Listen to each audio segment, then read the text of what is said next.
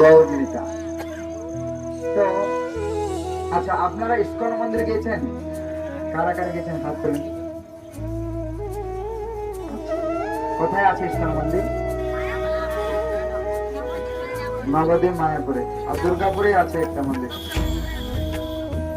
কিন্তু সবাই মায়াপুর গিয়েছেন, থাকে না?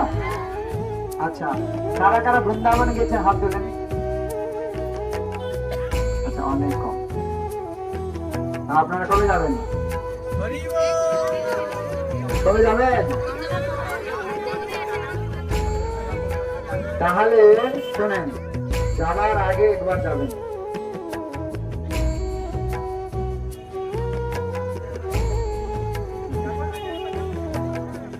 যাওয়ার আগে একবার যাবেন বৃন্দাবন।